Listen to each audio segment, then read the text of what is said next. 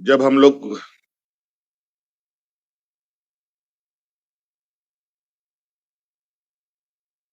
चुनाव लड़ रहे थे,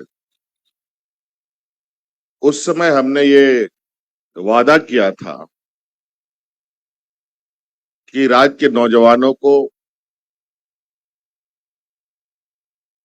हुनरमंद और बेरोजगारी भत्ता सरकार देगी। मैं उस बेरोजगारी भत्ता को नहीं कहते हुए मैं उसको प्रोत्साहन राशि या प्रोत्साहन भत्ता कहना चाहूंगा। और कई कार्यक्रमों को संचालित करते हुए, कई योजनाओं को लागू करते हुए और वादों के अनुरूप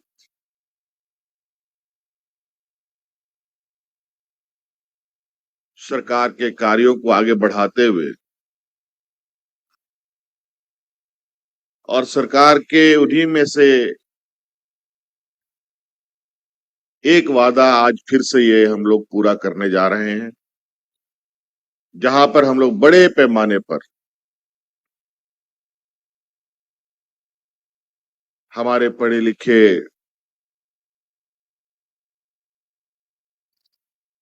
छात्र छात्राओं को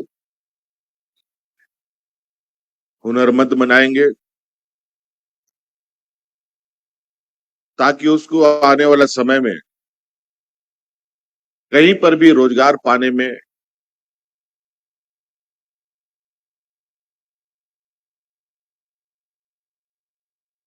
ये ट्रेनिंग उनके लिए एक मील का पत्थर साबित हो। यूं तो सरकार शिक्षित को भी ट्रेनिंग दे रही है, जो कम पढ़े लिखे लोग हैं उनको भी ट्रेनिंग दे रही है, जो नहीं पढ़े लिखे हैं उनको भी ट्रेनिंग दी जा रही है। आज कई विभागों के माध्यम से हम लोग ऐसे कार्यक्रमों को चला रहे हैं। कल्याण विभाग के माध्यम से भी कई संस्थाओं में बड़े पैमाने पर राज्य के नौजवानों को ट्रेनिंग भी दिया जा रहा है, ट्रेनिंग करके प्लेसमेंट भी उनका हो रहा है।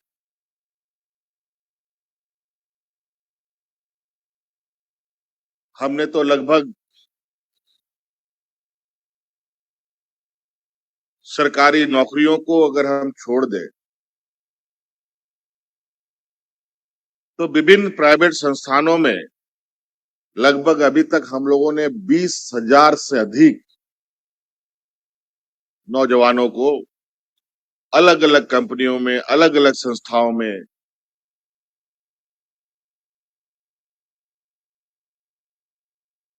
रोजगार के लिए पहुंचने का मार्ग प्रशस्त किया। और जितने भी बच्चे हैं, जितने भी हमारे नौजवान हैं, उनका हमारे पास लगातार उनके यहाँ एक हम मॉनिटरिंग भी करते हैं कि वर्तमान में वो नौजवान किस तरीके से आगे बढ़ रहा है। और बहुत खुशी होती है जब कोई भी नौजवान अपने पैरों पर खड़ा होता है, अपने घर में कमाया हुआ पैसा भेजता है, तो आप अंदाजा लगा सकते हैं कि उनके परिवार में कितनी खुशियां होती होंगी।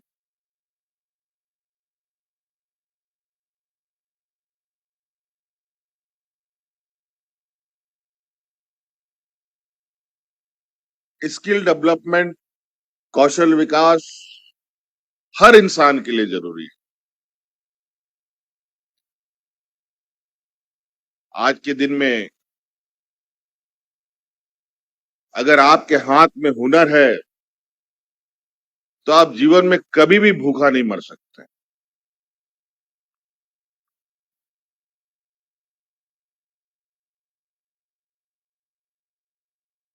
और आज के दिन में जिस तरीके से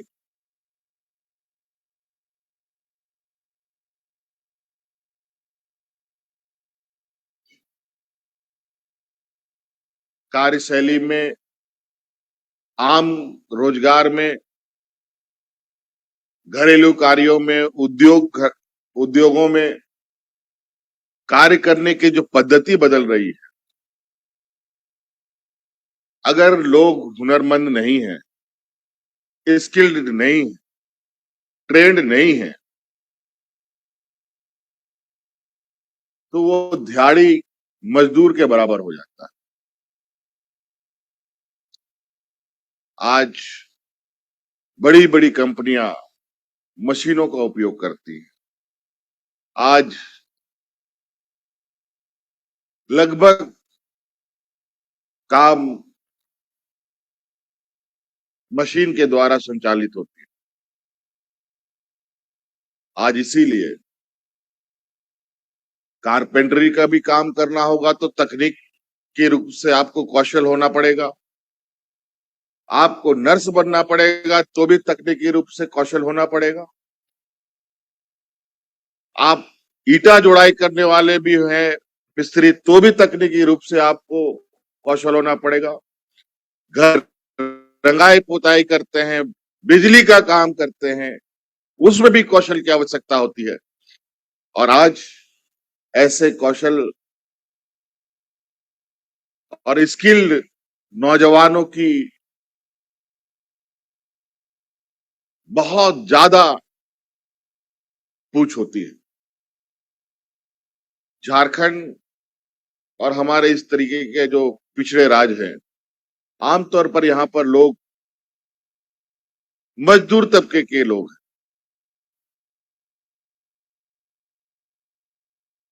धीरे धीरे सभी कार्य अब मशीन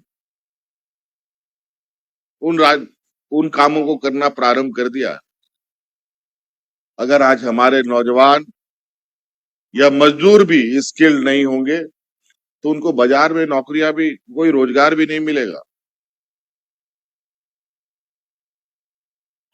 आज इसीलिए शिक्षा के साथ साथ हुनरमंद भी होना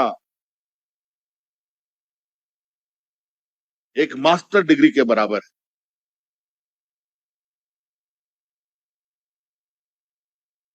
एक समय हुआ करता था कि इंजीनियर बन गए तो नौकरी लग गई, एमबीबीएस हो गया तो डॉक्टर बन गए। अब ऐसा नहीं है। इंजीनियर के बाद मैनेजमेंट करना पड़ता है। आपको वर्षों का कार्य अनुभव की आवश्यकता आने लगती है। कहीं आप नौकरी की तलाश में जाते हैं।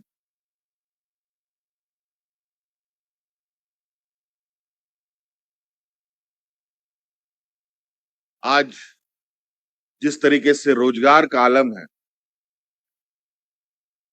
गांव देहात का किसान का बेटा, अधिकतर लोग पहले नौकरी में जाता था सेना बनने के लिए, फौज में जाता था लोग।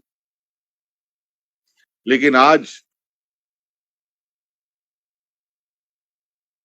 केंद्र सरकार ने फौज की नियुक्ति के ऐसे कानून में बदलाव कर दिया कि जहां अब आप फौज में जाएंगे कि नहीं जाएंगे, इसके लिए भी आपको सोचना पड़ेगा।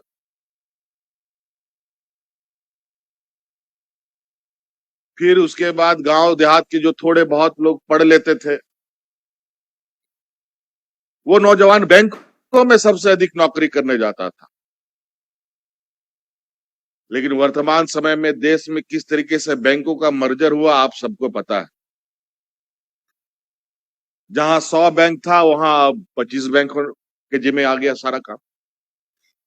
जहां 100 बैंकों में लोग काम करते थे, स्वाभाविक रूप से है उसमें लोगों की कमी आएगी, तो अब बैंकों में भी आपको नौकरी नहीं मिलेगी।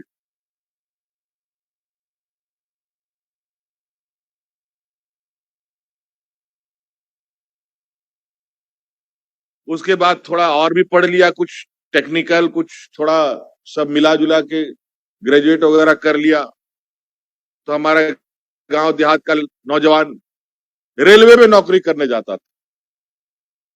लेकिन आज जिस तरीके से रेलवे में नौकरियों की हालात है, रेल भी सारे प्राइवेटाइज हो गए हैं, सारे लगभग धीरे धीरे जो रेलवे स्टेशन है वो भी बिक रहे हैं,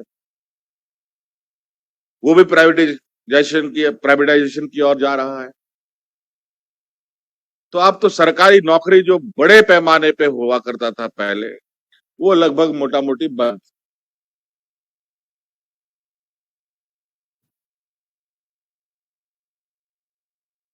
इसीलिए